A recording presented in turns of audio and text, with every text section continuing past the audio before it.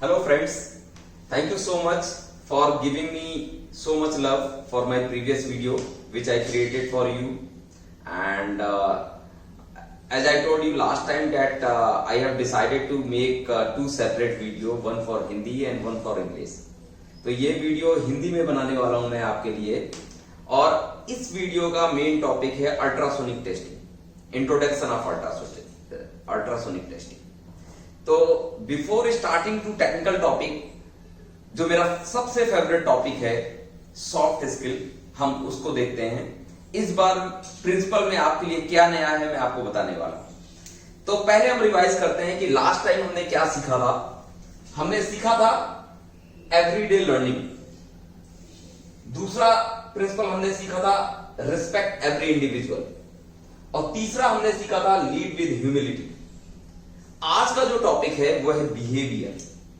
दोस्तों, बिहेवियर समझना हमारे लिए बहुत जरूरी है, और मुझे लगता है कि आप बिहेवियर को जानते भी होंगे कि एक आदमी या मैं खुद अपने सराउंडिंग को अपने द्वारा किए गए किसी भी काम से किस तरीके से अफेक्टेड करूंगा, वो बिहेवियर कहलाता है। और दोस्तों, बिहेवियर हमारी इंडस्ट्री में इसलिए भी इंपॉर्टेंट है।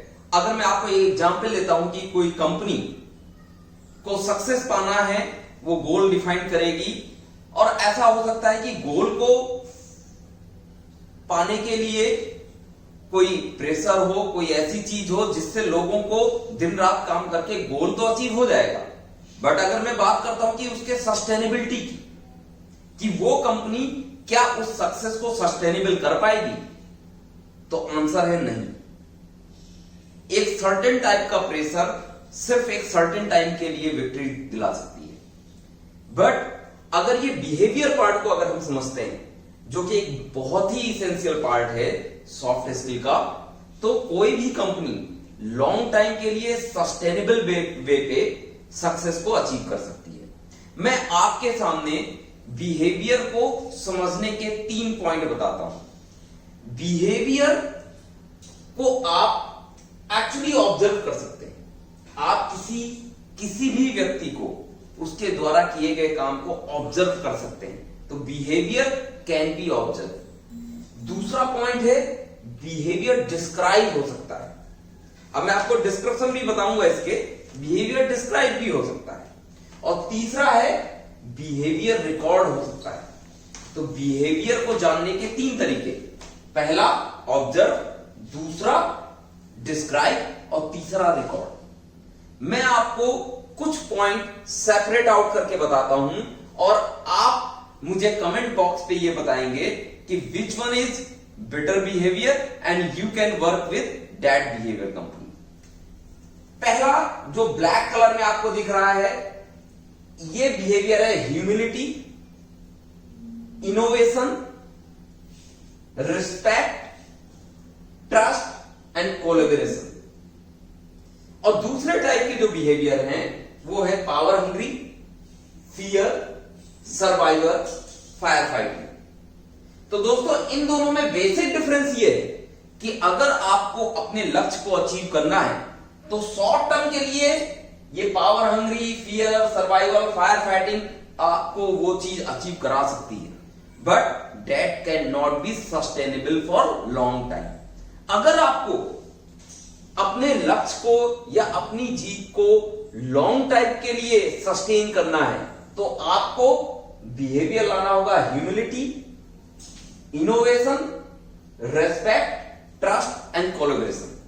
तो दोस्तों, ये जो भी प्रिंसिपल्स हैं, ये जिम्मेदारी है लीडर्स की, मैनेजमेंट की। मैनेजमेंट की रिस्पॉन्सिबिलिटी है कि वो एक ऐसा एटमॉस्फेयर क्रिएट करें जिसमें जो भी एम्प्लॉय है वो अपने आप को इन प्रिंसिपल के बेसिस पे गाइडेड कर पाए। तो दोस्तों, अब हम मूव करेंगे आज के टॉपिक के लिए, अल्ट्रासोनिक टेस्टिंग। तो दोस्तों, अल्ट्रासोनिक टेस्टिंग मैं 2 पार्ट में डिवाइड करता हूं, अल्ट्रा एंड साउंड। तो जो अल्ट्रासोनिक टेस्टिंग है दोस्तों, वो बना हुआ है साउंड से। मेनली इसमें साउंड का ही कॉन्सेप्ट है। साउंड क्या होता है? साउंड बेसिकली होता है किसी भी तरीके का वाइब्रेशन, जो साउंड का ओरिजिन हुआ है वो वाइब्रेशन से हुआ है। मैं आपको एक एग्जांपल लेता हूं। मेरे पास ये डोर है, मैं डोर में अगर पंच करता हूं तो क्या होगा? साउंड होगा। क्यों होगा? इस डोर के अंदर कई सारे मॉलिक्यूल हैं जो इंटरकनेक्टेड हैं। जैसे ही मैंने धक्का दिया, एक मॉलिक्यूल दूसरे मॉलिक्यूल पे कोलिजन करेगा और ड्यू टू इलास्टिसिटी ये साउंड क्रिएट होगा। और अगर ये साउंड अल्ट्रा है, मतलब एक सर्टेन लिमिट के ऊपर है, तो वो अल्ट्रासाउंड कहलाता है। अब मैं कॉन्सेप्ट की बात करता हूं। जनरली अगर मैं नॉर्मल साउंड की बात करूं या किसी भी साउंड की बात करूं, तो आप देखेंगे साउंड पास हो सकता है लिक्विड में, सॉलिड में, गैस में। बट अगर आप अंतरिक्ष में जाते हो तो sound can not move in vacuum. This is a concept, you have to understand this. Okay, मैं बात करता हूं फ्रीक्वेंसी की। फ्रीक्वेंसी ऑडिबल साउंड जो हम और आप सुन सकते हैं, ऑडिबल साउंड की फ्रीक्वेंसी 20 हर्ट्ज से 20 किलो हर्ट्ज तक होती है। मैं बात करता हूं अल्ट्रासोनिक साउंड की, तो उसकी फ्रीक्वेंसी 20 किलो हर्ट्ज से 50 मेगा हर्ट्ज तक होती है। अब वो कॉन्सेप्ट दूसरा है कि 50 मेगा हर्ट्ज कैसे फ्रीक्वेंसी डेवलप करेंगे, वो मैं आपको आगे बताता हूं। ओके, तो प्रिंसिपल की बात करते हैं, क्योंकि टाइम लिमिटेशन भी बहुत ज्यादा है हमारे साथ। हम प्रिंसिपल की बात करते हैं। प्रिंसिपल डायरेक्ट प्रिंसिपल है reverse piezo electric effect. Reverse piezo electric effect क्या करता है? The change of electrical energy to mechanical energy, electrical energy से मैकेनिकल एनर्जी में चेंज, ये मेन प्रिंसिपल है। अब मैं अगर आपको शॉर्ट में बताना चाहूंगा तो आप ऐसा समझ सकते हो कि एक मैंने फिगर ड्रॉ किया है आपको, जिसको क्लॉक सर्किट बोलते हैं। Clock circuit basically sweep circuit और पल्सर एंड रिसीवर सर्किट से मिलकर बना हुआ है। ये जो स्वीप सर्किट है दोस्तों, ये आप देख रहे हैं, ये लाइन गई हुई है और यहां पर HDP लिखा है, हॉरिजॉन्टल डिफ्लेक्शन प्लेट। ये जो हॉरिजॉन्टल डिफ्लेक्शन प्लेट है, यहां से एनर्जी जाती है और ये इसके टाइम बेस को मेंटेन करती है। टाइम बेस का मतलब है दूरी, डिस्टेंस। मैंने यहां पर लिखा भी हुआ है HDP। ये इसके डिस्टेंस को, हॉरिजॉन्टली इसको मेंटेन करती है। जबकि क्लॉक के जो नीचे साइड दिख रहा है पल्सर, पल्सर का मतलब उसका बैटरी, बैटरी से एनर्जी निकलती है। एनर्जी प्लस और माइनस फॉर्म में होती है। जो ये आप देख रहे हैं, ये ट्रांसड्यूसर है दोस्तों, रेड कलर का, ये ट्रांसड्यूसर है। ट्रांसड्यूसर जिसको हम प्रोब भी बोलते हैं। ये नॉर्मल प्रोब होता है, TR प्रोब होता है, एंगल प्रोब होता है और कई डिफरेंट नए नए टाइप के क्रिटिकल प्रोब भी हैं, लेकिन ये बेसिक प्रोब्स हैं, नॉर्मल, TR और एंगल। इस प्रोब के अंदर दोस्तों एक पीजो इलेक्ट्रिक मटेरियल होता है। जैसे ही पल्सर से एनर्जी जाती है तो इसका जो पीजो इलेक्ट्रिक एलिमेंट का जो प्लेट है वो पॉजिटिव और निगेटिव मेंटेन हो जाता है और उसकी वजह से ये वाइब्रेट करता है। और दोस्तों इसका वाइब्रेशन, पीजो इलेक्ट्रिक मटेरियल का वाइब्रेशन बहुत फास्ट होता है, जिसकी वजह से अल्ट्रासाउंड क्रिएट होती है। और अल्ट्रासाउंड, ये जो आप मटेरियल देख रहे हैं, इसमें ये कोई भी हो सकता है, कास्टिंग हो सकता है, फैब्रिकेशन हो सकता है, फोर्जिंग हो सकता है। ये जो लाइन आप देख रहे हैं, यहां से अल्ट्रासाउंड एनर्जी जाती है और जैसे ही मीडियम चेंज होता है, देखिए ये अगर मैं बात करता हूं, ये स्टील है तो स्टील में ये जाएगा और जैसे ही स्टील की सरफेस खत्म हो जाएगी, ये वापस लौटेगा। इसके बाद आप देखेंगे कि यहां डिफेक्ट बना हुआ है, ये अल्ट्रासाउंड गया, इस डिफेक्ट में टकराया। अल्ट्रासाउंड जैसे ही डिफेक्ट में टकराता है, डिफेक्ट का मीडियम चेंज हो जाता है। डिफेक्ट वाइड हो सकता है जिसके अंदर एयर है, डिफेक्ट में इंक्लूजन हो सकता है। इसका एक्चुअली डेंसिटी चेंज है, एक्चुअल मटेरियल से इसका डेंसिटी चेंज है। तो जैसे ही साउंड एनर्जी उसमें टकराएगी, टकराने के बाद ये वापस जाएगी। आप ऐसे यहां भी देख सकते हैं और यहां से सिग्नल रिसीवर में जाता है, एम्पलीफाई होकर के ये VDP, वर्टिकल डिफ्लेक्शन प्लेट, मतलब ये एम्पलीट्यूड, ये हाइट को मेंटेन करेगा। हाइट इसलिए जरूरी है, ये आपको बताएगा कि डिफेक्ट का, रिफ्लेक्टर का साइज कितना है। तो दोस्तों इसको बेटर वे पे समझने के लिए अभी हम आपको लैपटॉप में मैं आपको कुछ दिखाऊंगा, बट आप ये देखो यहां पर कोई डिफेक्ट नहीं था, ये इको गई, ये डिफेक्ट इको दिख रही है, ये डिफेक्ट दिख रहा है आपको, बीच में एक इको आई और ये बैक वॉल इको आई। तो मैं अब आपको लैपटॉप में आगे कंटिन्यू करता हूं।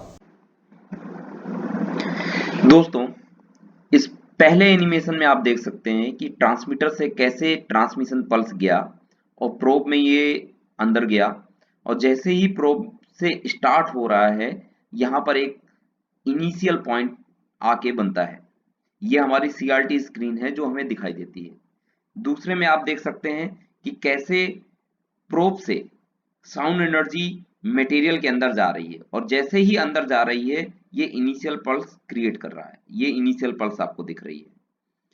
जब ये पूरी थिकनेस में टकरा जाती है और टकराने के बाद ये वापस आती है तो आपको यहाँ पर बैक वॉल दिखता है, और ये डिफेक्ट है। डिफेक्ट की इको आपको यहाँ दिख रही है। दोस्तों, अब आगे के फिगर में आप इसको और क्लियरली देख पाएंगे कि कैसे क्लॉक सर्किट काम करता है, पल्सर रिसीवर काम करता है। ये साउंड एनर्जी गई, प्रोब है, ये मटेरियल में टकराया, टकरा के वापस आया। इसमें कोई डिफेक्ट नहीं है। ये आपकी CRT स्क्रीन सामने बन रही है। ये इनिशियल इको है, ये बैक वॉल इको है। आप थोड़ा सा इसको गौर कीजिए। साउंड एनर्जी गई, मटेरियल में टकराई, वापस आई। मटेरियल की एक सर्टेन डेंसिटी है, जैसे मैंने आपको बताया था कि ये सॉलिड मटेरियल है तो साउंड इसमें ट्रेवल करेगा, और सॉलिड मटेरियल के बाद बैक वॉल जहां से क्रिएट हो रही है, ये स्टील जहां खत्म हो रहा है वो एनवायरमेंट है। तो मीडियम चेंज हो रहा है तो sound can not change the medium, this will यहाँ पर टकराएगा और वापस आएगा। और वैसे ही आप यहाँ पर देखेंगे, जैसे ही ये इनिशियल इको बनी, ये बैक वॉल इको बनी। जब ये यही सेम प्रोब ट्रांसमिट कर रहा है, यही प्रोब इसको रिसीव कर रहा है। ओके, अगला आप देखेंगे, इसमें भी कुछ हमने क्लियरिफाई किया है कि ये प्रोब है, प्रोब से साउंड एनर्जी गई, टकराई, वापस आई। और ये देखिए back wall, first back wall, second back wall, third back wall. ये कुछ डिफेक्ट का सेक्शन में दिखा रहा हूं कि देखिए कोई डिफेक्ट नहीं है।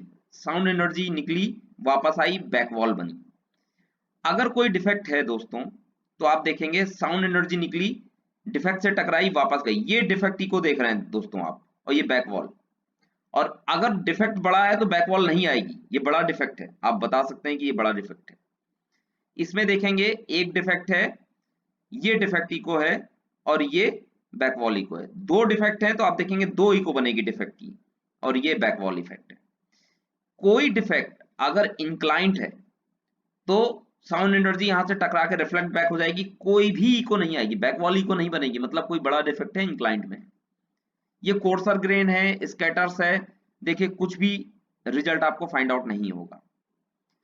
जहां पर आप यूटी कर रहे हैं, अगर उसकी सरफेस पीछे से इंक्लाइंट है, टकरा के वापस चला गया, वापस रिसीव ही नहीं हुआ। तो फ्रेंड्स, इस वीडियो के थ्रू मैं आपको ये दिखाना चाह रहा था कि अल्ट्रासोनिक टेस्टिंग में किस तरीके से ये काम करता है।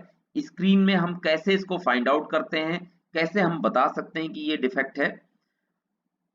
ओके, तो अब नेक्स्ट हम चलते हैं की पॉइंट्स के लिए आगे। So friends, normally ultrasonic testing का हम यूज कहां पर करते हैं, मैं आपको बताता हूं। आप कास्टिंग में अल्ट्रासोनिक टेस्टिंग कास्टिंग में कर सकते हैं, फोर्जिंग में कर सकते हैं, प्लेट्स में कर सकते हैं, वेल्डिंग, फैब्रिकेशन, इन सब में कर सकते हैं, उसकी इंटीग्रिटी, उसकी शुद्धता को चेक करने के लिए कि उसमें कोई डिफेक्ट ना हो। मैं बात करता हूं कि बहुत सारे मेरे पास क्वेश्चन ऐसे आते हैं, लोग मुझसे बोलते हैं किन किन मटेरियल में हम अल्ट्रासोनिक टेस्टिंग कर सकते हैं। तो दोस्तों, मैं आपको बताना चाहूंगा, आप कार्बन स्टील, माइल्ड स्टील और मीडियम एलॉय स्टील, जैसे मार्टिनसिटिक स्टील होते हैं, WC6, WC9, P11, P12, P91, इन सब में आप बहुत इजीली कर सकते हैं। आपको प्रॉब्लम आएगा जब भी आप ऑस्टेनेटिक मटेरियल, निकल बेस एलॉय, ड्यूप्लेक्स मटेरियल, इन सब में जब अल्ट्रासोनिक टेस्टिंग करने जाएंगे तो ड्यू टू कोर्सर ग्रेन, जो उसकी एनर्जी है वो स्कैटर हो जाती है और आप अच्छे रिजल्ट फाइंड आउट नहीं कर पाते हैं। ऊपर से एनर्जी गई, जाने के बाद कोर्सर ग्रेन है, एनर्जी इधर उधर स्कैटर कर ली, आपको रिजल्ट नहीं मिलेगा। तो आपको अच्छे रिजल्ट मिलेंगे carbon steel, mild steel, medium alloy steel या मार्टेनसिटिक स्टील। दोस्तों अब मैं बात करता हूं आपको कि अल्ट्रासोनिक टेस्टिंग के क्या क्या एडवांटेज हैं और क्या क्या लिमिटेशन है। तो एडवांटेज की बात करता हूं तो ये सेंसिटिव होता है सरफेस के डिफेक्ट, सब सरफेस के डिफेक्ट और वॉल्यूमेट्रिक इनसाइड डिफेक्ट को फाइंड आउट करने के लिए। अल्ट्रासोनिक टेस्टिंग डिफेक्ट की डेप्थ को फाइंड आउट करने के लिए बहुत कारगर है। जैसे मैंने आपको यहां एक डिफेक्ट दिखाया हुआ है, आप इस डिफेक्ट को ऐसे देख सकते हैं, ये डिफेक्ट है, आप ये बता सकते हो ये ऊपर से कितनी डिस्टेंस पे है, आप उसकी डिस्टेंस बता सकते हो, तो आपको पता चल जाएगा वी कैन एक्सेप्ट इट और वी कैन नॉट। इसके बाद it give accurate size and depth of the defect. जैसे मैंने आपको बताया इसका एक्यूरेट साइज भी बता सकता है अल्ट्रासोनिक टेस्टिंग, एक्यूरेट डिफेक्ट की डेप्थ भी बता सकता है। इसके बाद इसका एक और भी यूज है जो हमारी इंडस्ट्री में किया जाता है थिकनेस मेजरमेंट के लिए। तो आपने देखा होगा बहुत सारा ऐसा क्रिटिकल स्ट्रक्चर होता है जहां पर आप कैलिपर से थिकनेस का मेजरमेंट नहीं कर सकते हैं। जैसे अगर मैं बात करता हूं एल्बो में क्या होता है, पाइप को बेंड किया जाता है, वहां पर आप थिकनेस का मेजरमेंट कैलिपर से इजीली नहीं कर पाते हैं, तो आप अल्ट्रासोनिक थिकनेस गेज से उसका थिकनेस मेजरमेंट कर सकते हैं। These are the advantages. कुछ लिमिटेशंस हैं, जैसे एक लिमिटेशन है surface must be accessible to transmit the ultrasound. जो जहां पर भी अल्ट्रासोनिक टेस्टिंग हमें करनी है उसकी सरफेस एटलीस्ट एसेसिबल होनी चाहिए। अगर मेरा कोई ऐसा कंपोनेंट है जो हैजार्डियस एरिया पे लगा हुआ है तो वहां पर एसेसिबिलिटी नहीं होगी, तो अल्ट्रासोनिक टेस्टिंग फीजिबल नहीं होगी। मैं बात करता हूं दूसरी डिसएडवांटेज की।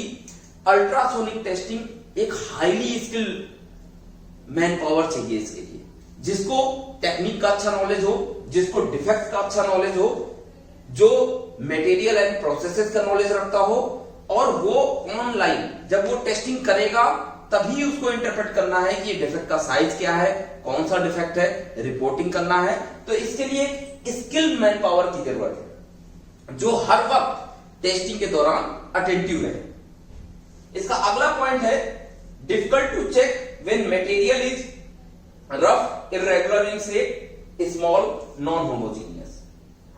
दोस्तों अल्ट्रासोनिक टेस्टिंग में तब डिफिकल्टी आती है जब सरफेस स्मूथ ना हो, सरफेस रफ हो, तो जो आपका प्रोब है, प्रोब का मूवमेंट प्रॉपर होगा नहीं। जब प्रोब का मूवमेंट प्रॉपर होगा नहीं तो एनर्जी ट्रांसमिट करेगी नहीं और आपको स्पूरियस इंडिकेशन देगी।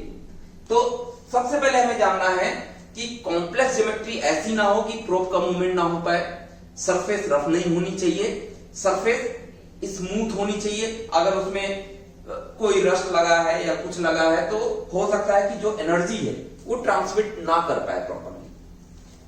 अगला है uniform coupling required for better transfer of sound energy. तो दोस्तों आप ये प्रोब देख रहे हो, इस मटेरियल और इस प्रोब के बीच में हम कुछ कपलेंट लगाते हैं। कपलेंट का पर्पस क्या होता है, ये जो एनर्जी है जो यहां से निकल रही है प्रोब से और इस मटेरियल में जा रही है उसका लॉस ना हो। तो अगर मैंने ये कपलेंट, कुछ लोग ग्रीस का लगाते हैं, कुछ लोग ऑयल का लगाते हैं, ये कपलेंट अगर प्रॉपर नहीं लगा, यूनिफॉर्म नहीं लगा, तो एनर्जी का ट्रांसफर हो जाएगा, एनर्जी प्रॉपर ट्रांसमिट करेगी नहीं। तो कपलेंट बहुत ही प्रॉपर होना चाहिए। उसके बाद जैसा कि मैंने आपको ऊपर बताया था कि कुछ ऐसे मटेरियल हैं जिसमें इसका लिमिटेशन है, जैसे कार्बन स्टील में आप कर सकते हो, मार्टेनसिटिक स्टील में आप कर सकते हो, बट ऑस्टेनिटिक, ड्यूप्लेक्स और निकल बेस्ड अलॉय में अल्ट्रासोनिक टेस्टिंग आप नहीं कर सकते। तो दोस्तों ये जो चैप्टर था ये basically introduction of ultrasonic testing के लिए मैंने बनाया है। डिटेल में ये बहुत बड़ा है और मुझे ऐसा लगता है इसको कंप्लीट करने के लिए मोर देन 10 क्लासेस चाहिए। तो मैं चाहूंगा कि आप मुझे बताएं कि आपको ये वीडियो कैसा लगा। मैं आगे आपके लिए वीडियो बनाता रहूंगा। और दोस्तों आप मेरे वीडियो को लाइक, डिसलाइक कुछ भी है आप जरूर करिए, जिससे मुझे ये पता चलेगा कि मुझे इंप्रूव कहां करना है। अगर आपको कोई भी कंफ्यूजन है तो आप मुझे कमेंट करिए। अगर आपको अच्छा लगता है तो आप अपने दोस्तों के साथ इसको शेयर कर सकते हैं और मैं आपके लिए ऐसे ही वीडियो बनाता रहूंगा। थैंक यू सो मच दोस्तों।